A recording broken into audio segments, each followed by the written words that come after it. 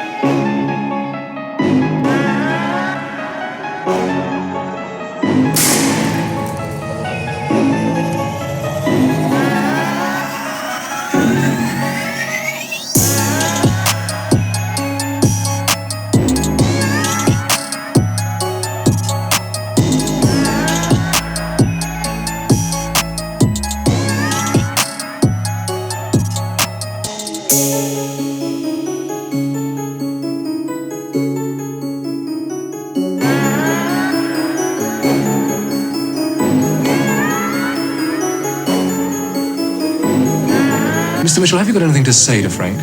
Any message for him? What I have is, I say, this is old pal, Dad, Frank, and I'd like to see you get a definite date and give yourself up so you can go back and finish whatever it is and come out again. And so I want to see you. I'm not going to see you at home, you're. Sam Mitchell's appeal meant nothing to the Krays. 2 days later, Frank was executed on their orders.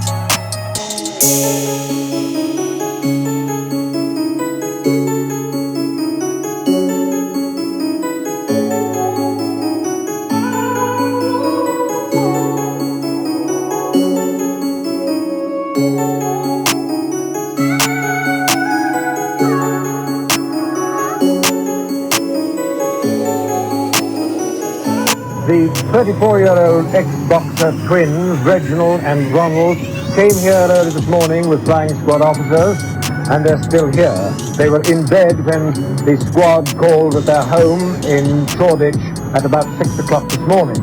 Later, their older brother Charles came here also with police. 13 other people, some of them well-known businessmen, were brought here about the same time after a series of visits by Metropolitan and Flying Squad officers all round London. Later in the morning, 2 more people came here, and a third this afternoon, bringing the total to 19, and I understand that there are likely to be at least 2 more. One squad of officers has gone to a town about 60 miles from London and hasn't yet returned. The swoops were carried out under the personal direction of Commander John Durose, who is head of CID operations at Scotland Yard. 2 murder squad superintendents and a number of fraud squad officers have been engaged in a special hush-hush operation which has been going on for over a year. If anybody twins were well-known amateur lightweight boxers up to about 10 years ago.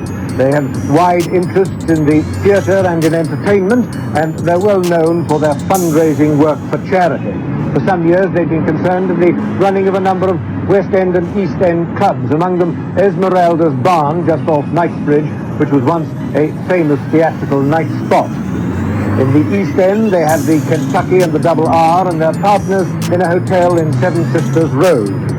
Up to a few years ago, they were well-known West End theatre first-nighters and hosts to some of the newer big names in show business.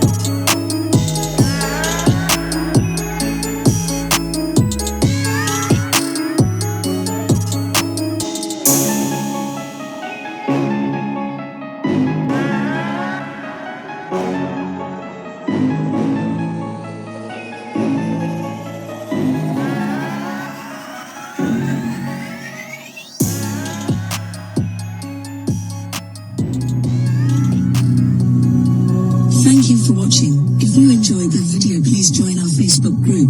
It's called Krays Crime Lords of London. We're a friendly moderated group with over 1,000 Kray and other celebrated gangster videos available for view. There's also thousands of images in the photos sections. The link for the group is in the YouTube description section. I hope we see you there soon.